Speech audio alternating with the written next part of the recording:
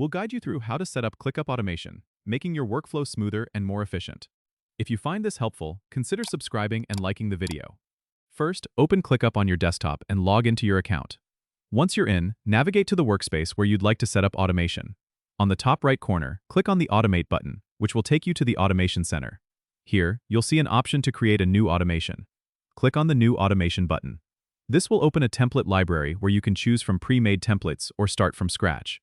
To create from scratch, click on the Custom Automation option. Now, you'll need to define your trigger. The trigger is the action that will start your automation.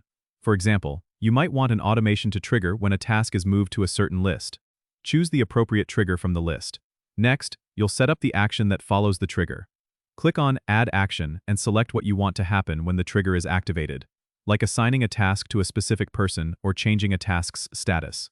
You can add multiple actions if needed. Once you've set your trigger and action, give your automation a name and click Create to save it. Your automation is now live and will run whenever the trigger occurs.